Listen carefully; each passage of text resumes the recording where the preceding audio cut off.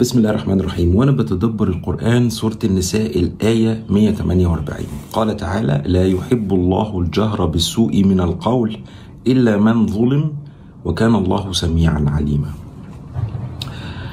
لما تلاقي آية فيها يحب الله ولا يحب الله تقف تماما. بصوا يا جماعة، احنا هنا على الأرض عندنا حاجة اسمها لغة الحب، love language. اوكي، love language دي هي الطريقة اللي احنا بنتواصل بيها مع بعض بالمشاعر. حلو.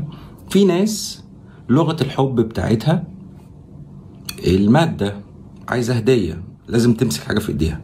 وفي ناس لغة الحب عندها هي المشاعر، ان انت تظهر مشاعر. وفي ناس لغة الحب عندها كلام. وفي ناس لغة الحب عندها تلامس. اوكي، كل واحد بتختلف لغة الحب بتاعته. دي الطريقة اللي انت تقدر تخاطب بيها قلبه. فلو حد بيحب الكلام الحلو وانت قربت منه عن طريق المادة، قدمت له هدية، مش هيحس بيك. هو عايز يسمع، مش عايز ياخد الهدية. وفي واحد عايز ياخد الهدية مش عايز يسمع. حلو. فعشان احنا نتعامل مع بعض على الارض هنا لازم كل واحد يفهم لغة الحب اللي التاني بيتقبلها عشان يكلموا بيها. عشان كده كل الناس معظمها ما بتحبش بعض، محدش عارف يكلم التاني اصلا. طيب لو طلعنا بقى للمستوى العالي بقى، مستوى الالهي، تلاقي ربنا انت عمرك ما هتعرف وانت هنا ربنا بيحب ايه وما بيحبش ايه، لكن في القرآن هو قايل لك. فلما ربنا يقول لك لا يحب، تركز ربنا ما بيحبش ايه. ليه؟ عشان لما ربنا يبص عليك ويشوفك ويلاقيك بتبعد عن اللي ما بيحبوش يحبك، بتعمل اللي هو بيحبه. ان الله يحب الصابرين، انا هصبر عشان ربنا بيحب كده. انت متخيل مكانتك عند الله هتبقى عامله ازاي؟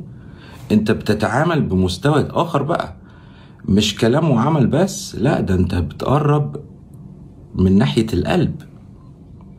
انت بتشوف ربنا بيحب ايه وما بيحبش ايه وبتتعامل على اساسه. يعني انت بتحب الله. ده مستوى اخر، ده مستوى حب. مستوى الحب ده انت هتبقى في مكان تاني، لان ده علاقة مباشرة، علاقة قلبية طالعة منك، ان انت بتحاول ترضي ربك بالحاجات اللي هو بيحبها، فاكيد هيحبك. يعني لما احب حد يبقى اكيد ايه هيحبني.